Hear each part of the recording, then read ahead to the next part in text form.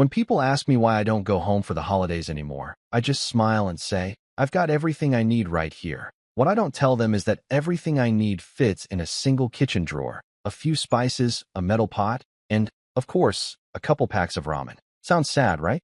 But to me, that drawer represents peace.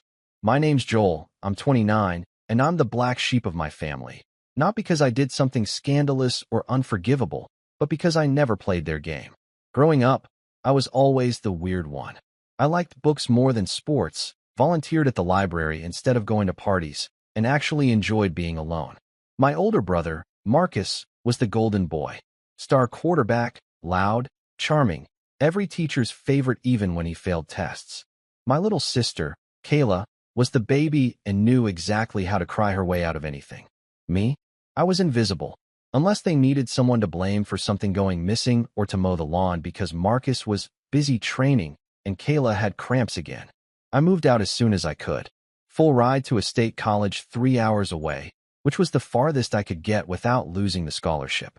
I worked part-time in the campus IT department, did freelance coding gigs online, and managed to graduate with zero debt. That alone shocked my parents. Wait, you're not taking out loans? Who's paying for your food? My mom had asked over the phone like I'd just told her I'd joined a cult. When I said I was budgeting and cooking for myself, there was this pause before she muttered, well, I guess ramen and hot dogs are still food. It was always like that. Every small win I had was either ignored or mocked. When Marcus dropped out of college to start his own business, which basically meant selling MLM protein shakes for 6 months, my parents still framed his decision as bold and entrepreneurial.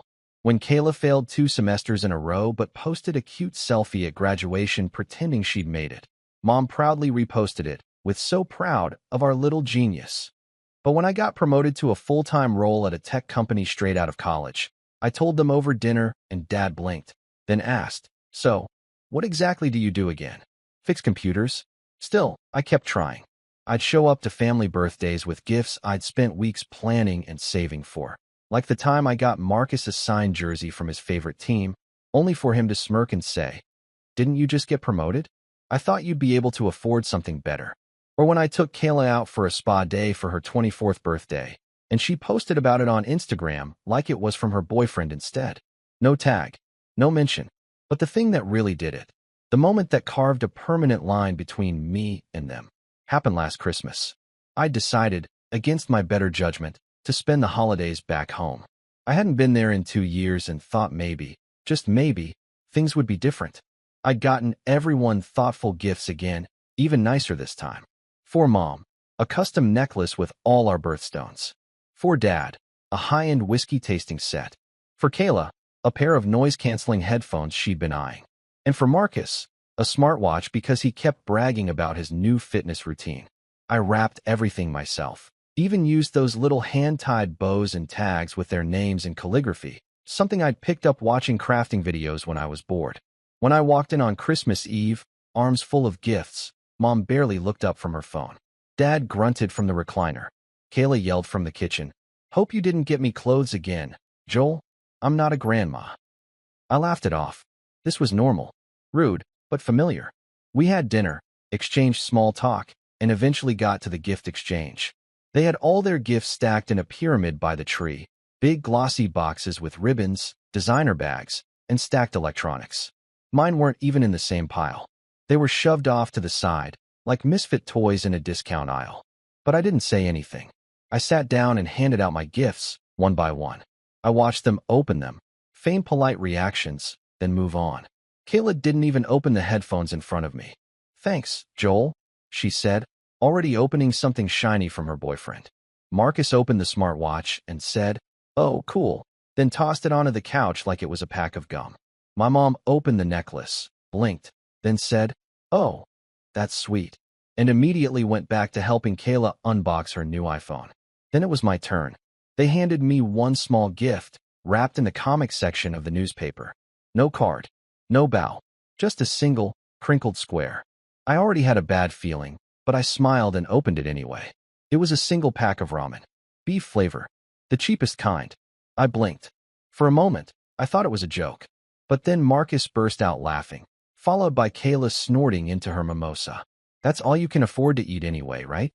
Marcus said between wheezes. We figured it was, what do they call it? On brand. Even Dad laughed. Mom tried to shush them, but was giggling herself. I looked around, stunned. Not angry, just hollow. I didn't say anything. I didn't get up. I didn't throw it back at them. I just sat there, holding the ramen, nodding slowly like I'd just been told the punchline of a bad joke I should have seen coming. I stayed for exactly 12 more hours. Long enough to sleep on the lumpy couch and wake up to the smell of cinnamon rolls I wasn't offered. Long enough to see Kayla post a group photo captioned, "Christmas with my faves," that I wasn't in. Long enough for Marcus to throw a pillow at me and say, "Hey Ramen man, don't forget to take your present with you." I took it. When I got home, I put the pack in that drawer. Not out of sentiment, but as a reminder. A reminder of where I stood, of how little I mattered to them. And slowly, quietly, I stopped answering texts. I stopped replying to Kayla's passive-aggressive DMs asking why I wasn't liking her photos anymore. I ignored Marcus's requests to grab a drink and catch up. I even muted the family group chat when my mom sent a selfie of them all at a winery and captioned it, "Family is everything." I didn't even block them. I just let the silence grow. Months passed. I got a raise at work, moved into a nicer apartment, bought myself a real espresso machine, not because I needed it, but because it felt good to buy something expensive just for me. I started going to the gym, signed up for dance classes, and even started dating someone new. My life, finally, wasn't orbiting around whether or not I got a text from Kayla or if my mom had posted something I wasn't tagged in. I was finally my own person. And then, almost exactly a year later, my phone rang. It was Mom. I let it go to voicemail. Then Kayla called. Then Dad. Then Marcus. Finally, I got a text from Mom. Just 4 words. "We need your help." I stared at it for a long time before opening it. There was a longer message inside. Something about how the house was at risk. Dad had lost some money in a bad investment. Marcus's side hustle had collapsed, and Kayla had apparently wrecked her credit co-signing a lease for a friend who ghosted her. The bank was rejecting their refinancing request unless they had a co-signer with a high credit score. And wouldn't you know it, I was the only one who qualified. I didn't respond right away. I didn't even know what I wanted to say, but I could feel something deep in my chest click into place, like a puzzle piece I hadn't known was missing. And then I knew. I had the perfect response. But before I tell you what I said, let me rewind just a little bit. Because what came next, the phone calls, the guilt-tripping, the unexpected visit, was just the beginning of something much bigger and much messier. They didn't stop at the first text. Within a day, my phone was lighting up nonstop. The messages started simple, just explanations and questions. "Joel, your dad's under a lot of stress. Hey man, can we talk? Please, it's urgent." But then they morphed. Mom sent a long paragraph about families sticking together during hard times, with emojis and all. Marcus tried the guilt route, something like, "After everything we've done for you, this is how you repay us." And Kayla, ever the drama queen, went straight for the manipulation. "I'm literally shaking, Joel. If they lose the house, it'll be your fault." That part stuck with me. Your fault. I read those words over and over. Not, "We made mistakes." Not, "Can you help us fix this?" But, "Your fault." Funny how quick the blame shifts when they need you. I didn't answer for 2 more days. Then Dad called. I hadn't heard his voice since Christmas. Not even a birthday text in between. He didn't say hi. Or how are you? Just launched straight into, "Joel, your mother's worried sick. You know how much that house means to her. We built our life there." I stayed quiet. Then he added, "And look, I know you don't have a family of your own, but one day you'll understand. You don't let your family drown just because of a bad Christmas joke." A joke. That's what he called it. So I asked, "Would you call it a joke if someone gave you ramen while laughing at your financial situation in front of everyone?" He paused. I heard him exhale through his nose. "You're too sensitive. Always have been. That's your problem." I didn't hang up. I just let the silence stretch until he muttered, "Well, if you won't help us, we'll figure it out ourselves." Click. That would have been a good ending. But it wasn't the end. It was just the start of the unraveling. 3 days later, I came home from work and found a letter taped to my apartment door. My stomach dropped. Not because of what it said. I hadn't even read it yet. But because no one knew where I lived. I had moved after college, then again 6 months ago. I hadn't shared the new address with anyone except my HR department, landlord, and close friends. No family. No parents. No siblings. I peeled the envelope off the door and took it inside. My name was written on the front in black marker. Inside, one single page. We stopped by since you won't answer your phone. I hope you're just busy. We're staying at the motel off Redwood Highway. Please call us. Mom. My pulse was hammering. I looked out the window. No car. No movement. Just the same quiet street. That weekend, I avoided leaving my apartment except to get groceries late at night. I blocked their numbers, even temporarily disabled my voicemail. I was ready to wait it out. Then came Monday. I walked into work a little late, Monday traffic, and stopped in the lobby when I saw our receptionist waving me over. Hey, Joel, you've got visitors upstairs. I blinked. Visitors? She nodded. An older couple. Said they're your parents. I told them they couldn't wait in the lobby and they asked for your department. They seemed nice, kind of stressed. I stared at her for a second before forcing a smile. Thanks. I'll handle it. When I reached my floor, my heart dropped. There they were, sitting outside the conference room, like they were waiting for a job interview. My mother stood the second she saw me. Joel, finally. Dad stayed seated, arms crossed like he was a CEO about to fire someone. Are you seriously doing this? I asked, barely managing to keep my voice down. Mom reached for my arm, but I stepped back. Joel, we wouldn't have come if it weren't serious. They're going to foreclose on the house in 30 days. We don't have time. That's not my problem, I said. You're our son, she said, voice cracking. We gave you everything. Everything. I almost laughed. You gave me hand-me-downs and guilt trips.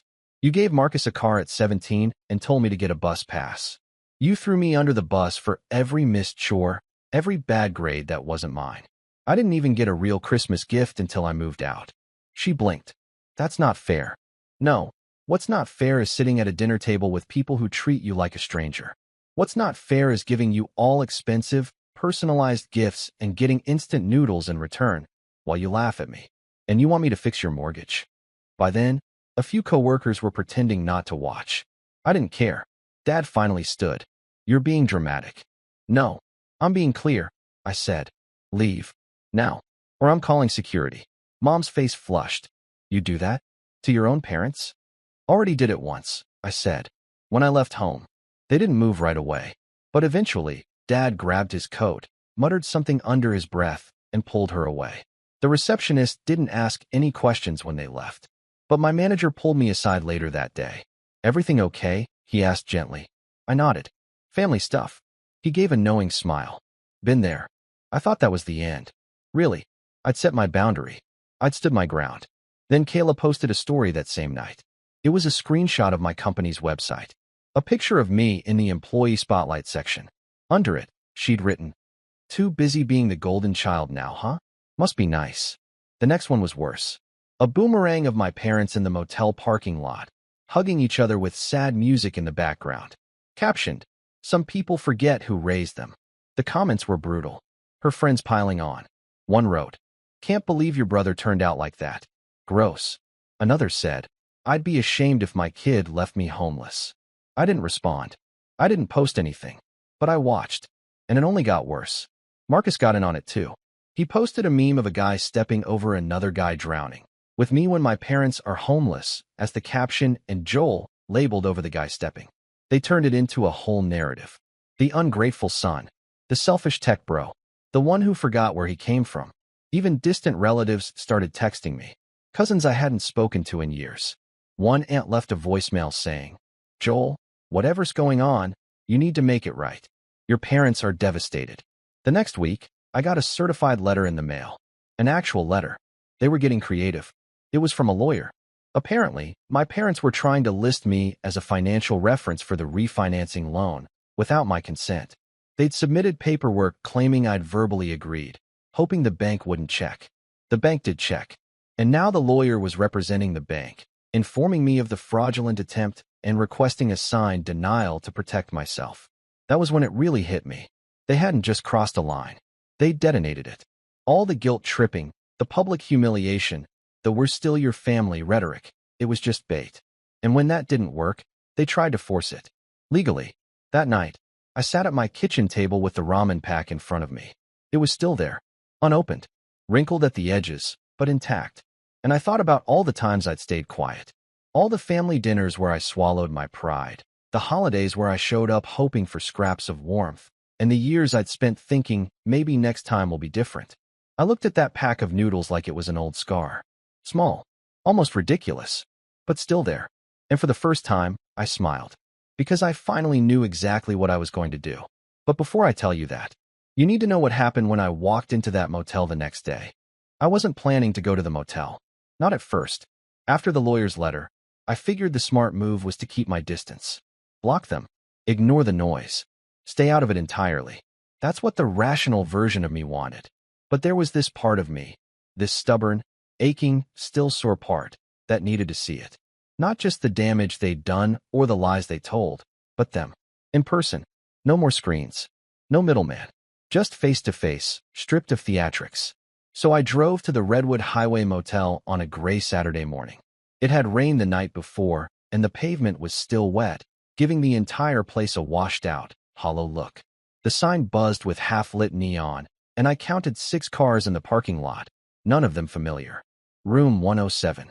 I knew because I saw Kayla's blurry Instagram post earlier in the week. She'd posted some dramatic crying selfie with the room number barely visible in the corner of the door. Maybe she thought I wouldn't notice. Maybe she wanted me to. I knocked once. Then again, louder. It took a minute, but eventually, the door creaked open. My mother stood in a pink bathrobe and slippers, hair disheveled, dark circles under her eyes. She looked older, tired, but not surprised. "Joel," she said, like she'd been expecting this moment. Thank God. I didn't say anything. She stepped aside, and I walked in. The room was small, stale, and cramped. One king bed, messy and half-made. Takeout containers on the desk. An open suitcase in the corner. The air smelled faintly of old coffee and stress. Dad was sitting at the edge of the bed, scrolling through something on his phone. He looked up when I entered, eyes narrowing, then quickly going blank. He didn't greet me, just pocketed his phone and leaned back, like he was bracing himself. I didn't sit. "You forged my name," I said calmly. "To a bank." Dad grunted. "It wasn't forging. We just told them what we planned. You weren't returning our calls." "You lied," I said. "To a financial institution. And you dragged me into it." "We were desperate," Mom said softly. "We didn't mean for it to get that far. We thought once you understood, you'd say yes. You thought pressuring me into a financial commitment by using my identity behind my back would make me more agreeable?" I asked. She winced. "It wasn't like that." "It was like that," I said. "And you know it." They didn't deny it. For a few seconds, it was silent except for the faint hum of the motel fridge. Then Dad stood up, slowly. "You came all the way here to yell at us." "No," I said. "I came here to make something clear." I pulled the lawyer's letter from my coat pocket and dropped it on the desk. Mom flinched when she saw the envelope. "You will never, ever put my name on anything again. You will not reach out to my employer, my landlord, my bank, or anyone even remotely connected to me. You will not text my friends. You will not send me letters. You will not show up at my office." I paused. "You are not entitled to my help. You forfeited that the moment you turned my life into a punchline," and laughed while I swallowed it. "Joel," Mom whispered, tears brimming. "You're making this bigger than it has to be." "No," I snapped. "I'm making it exactly as big as it needs to be." Dad scoffed. "You think you're better than us now?" I stared at him. "No. I think I'm just done pretending you ever respected me." I turned and walked out without another word. They didn't follow me. I didn't feel triumphant. I didn't feel vindicated. Honestly, I felt empty. Because saying the words, drawing the boundary, didn't erase the years I spent wishing they would just see me. It didn't take away the ache of being the afterthought, the scapegoat, the easy one to blame when the golden child and the princess messed up. I drove home in silence, the rain starting again, soft and steady against the windshield like the sky was trying to console me. When I got home, I made ramen. Not the cheap kind they gave me, but a fancy Korean-style version I'd picked up from a specialty market. I added soft-boiled eggs, sesame oil, green onions. I made it beautiful, rich, worthy, and I ate it at my kitchen table, alone, but not lonely. That was the beginning of my rebuild. I didn't post about it. I didn't make a big announcement. I just started making choices that didn't include them. First, I changed my number. Not just blocked them, changed it. New SIM, new carrier. Gave the number only to people who earned it. Then, I got serious about therapy. I'd always brushed it off before, Figured I could outgrow the trauma or logic it away. But I booked a session and then another. And then I committed to 6 months, then a year. Talking through the patterns, the favoritism, the gaslighting, it cracked something open inside me that I hadn't realized was still bleeding. The therapist asked me once, "What did you need from them that you never got?" And I said, without thinking, to be enough. Without the performance. He nodded. Didn't say anything. Just let that sit. Work got better too. I stopped overperforming. I used to take on every project, every overtime offer, just to prove I was valuable. But now, I started saying no, protecting my time. And oddly enough, people respected me more for it. I also reconnected with some college friends I hadn't seen in years. They remembered me as quiet but loyal, always showing up with a charger or a bottle of water when no one asked. One of them, Liana, invited me to a game night she was hosting. That turned into regular brunches, then hikes, then weekend trips. She never asked about my family. And that, somehow, made me want to tell her. We started dating in the spring. She liked that I was calm, that I listened, that I didn't try to impress her with stories or big plans. She said I made her feel safe. And for the first time, I realized I felt safe too. There were still hard days. Days when I wondered if I was being too harsh. If maybe I should have just signed the form, let them save the house, swallowed my pride again like I had so many times before. But every time I had those thoughts, I remembered the motel room. The smell. The silence. The way my dad looked at me like I owed him something just for existing. I kept the ramen packet, still in that same drawer. But now, I'd started adding to the drawer too. A handwritten note from Liana that said, "You matter to me." A tiny rock I picked up from the beach on our first weekend trip. A Polaroid from brunch with my friends, me actually smiling in the center. That drawer, once a symbol of mockery, was becoming a kind of time capsule of the life I was building on my terms. And then one day, about 10 months after that motel visit, I got a letter. Not a text, not a voicemail, an actual letter. It was addressed by hand. No return address. I opened it slowly, sitting at my kitchen table, heart thudding. Inside were two things. One, a photo of my childhood home. Empty. Foreclosed. Overgrown lawn. For sale sign in the corner of the frame. Two, a note. You got what you wanted. Hope you're happy. We have nowhere now. No signature. But I recognized the handwriting. My father's. I stared at the photo for a long time. Not because I felt joy or revenge or satisfaction, but because I didn't feel guilty. And for me, that was a bigger win than anything else. Still, I didn't respond. I didn't post about it. I didn't celebrate. Instead, I folded the photo and the letter, placed them in the drawer with the ramen, and closed it. The past was a lesson, not a home. But I wasn't quite done. Because a week later, something unexpected happened. Marcus emailed me. Not messaged, emailed. Like a stranger would. Subject line, about mom and dad. And what he wrote changed everything. Marcus's email was surprisingly formal. No emojis. No jabs. Just plain black text on a white screen. It was short, but each sentence landed like a stone in my chest. Hey Joel, I know you probably don't want to hear from me, but I need to clear something up. You're right, we screwed up. I screwed up. But there's something you don't know. Mom and Dad didn't lose the house just because of a bad investment. They lied about that. The truth is, they pulled out a second mortgage 2 years ago and used your name as a reference back then. Without asking. I didn't know until I saw the papers last week.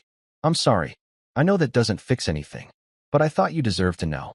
Marcus. I sat there frozen for a full minute. Then I reread it. Then again. It didn't make sense until it did. The random phone calls about Joel's job at the bank. The weird comments Dad made about my good standing. The fact that my credit score dropped slightly last year, and I'd chalked it up to a hard pull I'd forgotten about. I hadn't thought to dig deeper. Who would? But now I was furious. I didn't respond to Marcus right away. I didn't trust him, not fully. But I started digging. First, I pulled my credit report. Not just a free summary, the full version. I went line by line. And there it was. A loan dated 22 months back. A second mortgage. I wasn't listed as a co-signer, but I was listed as a verbal reference. And in the notes, verified employment and income via personal confirmation. Personal confirmation, meaning someone pretended to be me. I felt sick. My mind raced with 1,000 what-ifs. What if they defaulted sooner? What if the bank had come after me? What if they had ruined my score when I was trying to buy my apartment? They hadn't just disrespected me. They'd impersonated me. I didn't sleep that night. Not really. I kept playing it over in my head. Every moment of trust I'd extended. Every gift I'd given. Every dinner where I bit my tongue. Every phone call I answered just because they were family. And they'd used my name like a credit card. The next morning, I called Marcus. He picked up on the second ring. Joel, how long have you known? A pause. Then, about 2 weeks. I found the paperwork in Mom's filing box. Why didn't you tell me then? I didn't know if you'd even read it. I figured, better to send something than nothing. I wanted to yell, but I didn't. I breathed. In, out. Why now? I asked. He hesitated. Because they're planning something worse. My stomach dropped. What? They're trying to get a reverse mortgage. On Grandma's old cabin. The cabin. I hadn't thought about that place in years. Nestled up in the mountains, it was the only property in the family that wasn't tainted by drama. My grandmother used to take us up there during summers. Campfires. S'mores. Silence. After she passed, the property went into a trust. No one lived there, but it stayed in the family's name. It wasn't worth millions, but it was paid off. Untouched. Sacred. Who owns it now? I asked. Technically, Marcus said. You. And me. I froze. What? Grandma added our names to the deed. Quietly. Years ago. Said she didn't trust our parents not to sell it when she was gone. I remembered her once saying, your parents think everything's for sale. Don't let them touch this place. I thought it was just an old woman's rambling. Apparently not. Marcus went on. They found out about the deed last month. I think they're trying to challenge it. Claim undue influence or something. But if we're not careful, they might find a way around it. Especially if you don't show up to dispute it. My hands curled into fists. I could feel my pulse pounding in my ears. You're serious, I said. I wouldn't lie about this, Marcus replied. Not now. He sounded sincere. I hung up and immediately pulled up the property records. Sure enough, my name was on the deed, along with Marcus's. And there, on the county clerk's site, was a pending petition to remove non-parental parties from the property due to misfiled documentation. Filed by our parents. That was the moment I stopped being heard and started getting strategic. I wasn't just going to stop them. I was going to make sure they never pulled anything like this again. First, I lawyered up. I found a quiet, sharp real estate attorney named Carmen who specialized in family disputes. She read the documents, nodded once, and said, yeah, this smells like desperation. They'll lie, I warned. They've done it before. I'm counting on it, she replied. Next, I talked to Marcus again. This time, I met him in person. Neutral territory, coffee shop in the city. No drama. Just facts. He looked different. Tired. He'd lost weight. Didn't wear his usual cocky smirk. I didn't think you'd show, he said when I sat down. I almost didn't. He gave a small, humorless laugh. Fair. We talked for over 2 hours. I asked questions. I pushed. He answered everything. No dodging. No excuses. Turns out, Marcus wasn't as golden as everyone thought. His side hustles had been failing for years. He'd borrowed money from our parents, then from sketchy lenders. When that dried up, he sold off old belongings, tried crypto, failed. Now he was working a basic office job, barely staying afloat. They called me a disappointment, he said. Just like they used to call you. I didn't say anything. He looked at me. I know I'm late to the party. I know I was awful to you growing up. You were, I said. I wish I could undo it. You can't. He nodded. But I can help now. And he did. He signed a formal affidavit confirming our parents' unauthorized use of my name. He wrote a timeline. He gave Carmen access to the old loan documents, even handed over scanned letters our parents had sent him, some of which indirectly proved they knew what they were doing. With that ammo, Carmen filed a formal cease and desist. She also petitioned the court to reinforce the current deed, attaching evidence that it was signed intentionally and lawfully by our grandmother. And I wasn't done. I went deeper. I pulled my old texts, emails, every receipt. I built a digital paper trail of years of disrespect, manipulation, and now, financial deceit. Carmen said it wasn't just useful for this case. It could also shield me from future attempts if they ever tried to touch my identity again. I even filed a fraud alert with all 3 credit bureaus, just in case. But the most satisfying part wasn't legal. It was personal. I created a new trust, Joel and Marcus Cabin Trust, legally separate from any other family holdings. No one could sell the cabin. No one could remortgage it. And should anything happen to me or Marcus, ownership would pass to charity. Not to our parents, not to Kayla, not to anyone who tried to manipulate us. I signed it. Marcus signed it. And then I sent a copy, just a copy, to my parents. No note, no message, just the document. A week later, my mom emailed me. Joel, please. You don't understand. We were scared. We didn't know what else to do. I didn't respond. A day after that, she left a voicemail. I can't believe you'd give up on your own family. We're still your parents. You don't throw people away over one mistake. But it wasn't one mistake. It was all of them. It was every comment, every lie, every time they made me feel like I was only worth something if I was useful. And now, I was finally free. But I wasn't done. Because something else was brewing, something they didn't see coming. And it involved Kayla. Because while they were busy trying to steal from the past, I had just found something in the future they didn't know about yet. And it was going to change everything. 3 months after the cabin was officially locked into the trust, I got a call from Carmen. They filed a motion to reverse the deed transfer, she said, already annoyed. They're arguing that your grandmother was mentally unfit when she added your names. It's flimsy, but not without risk if it gains traction. I rubbed my forehead. Do they have a lawyer? Barely. Some cut-rate guy from out of county. I think they're bluffing. They always bluff, I muttered. Until they don't.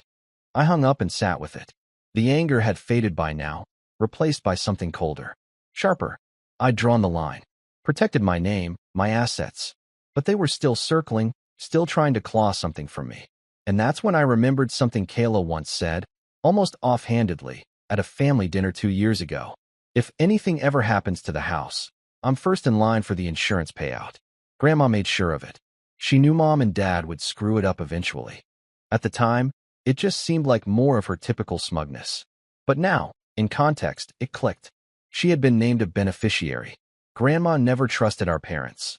But Kayla had always played the favorite, always aligned herself with whoever had the most power. It made sense. And if Kayla stood to gain financially from the house falling apart, she might not be as passive in all this as she let on. I started digging. And what I found was interesting.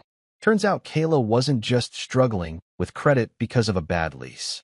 She was in the red from 2 maxed-out credit cards, behind on a car loan, and her influencer lifestyle was almost entirely funded by pay-later apps and handouts from my parents.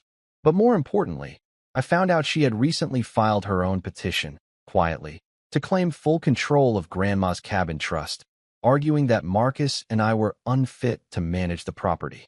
So while our parents were attacking from the front, Kayla had been sneaking around the back. I didn't react, not outwardly. Instead, I set my plan in motion. Step 1 was simple: leverage visibility. I'd spent years letting them control the narrative. I was done with that. I created a detailed paper trail, copies of the forged reference forms, Marcus's affidavit, the property documents, screenshots of Kayla's filing, and the shady reverse mortgage paperwork. I compiled it into a single, professional PDF dossier. Then I sent it to every extended family member I still had contact with. Aunts, uncles, cousins. No dramatic message. Just a polite cover letter. Hi everyone. I hope you're well. I know some of you have reached out over the past year, wondering why I've been distant. I'm attaching documentation that explains everything more clearly than I can in words. I'm not asking you to take sides, just to see the full picture. With respect, Joel. Step 2, the cabin audit. Carmen arranged for an independent inspection of the cabin to establish its historical value, utility, and status as a protected inheritance property. This wasn't just to strengthen our legal claim. It was a prelude to registering the cabin as a historical site. If successful, it would legally bar any form of development, sale, or mortgage against the property forever. But that wasn't the fun part. The fun part was the interview with the local paper. I didn't give them names, but I shared my story. About a young man whose family tried to forge documents, steal an inheritance, and manipulate financial systems to strip him of the only legacy his late grandmother wanted to leave behind. The journalist ate it up. She called it a quiet war over property and pride.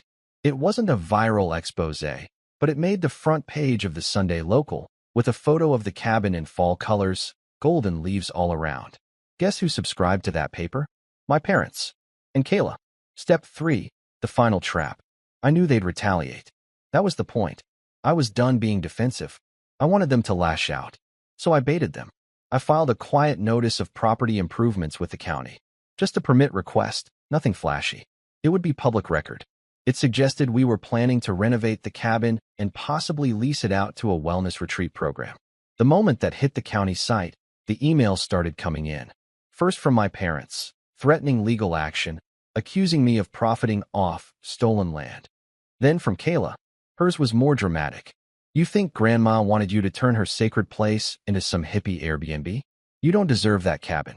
You never even liked going there. But the best part?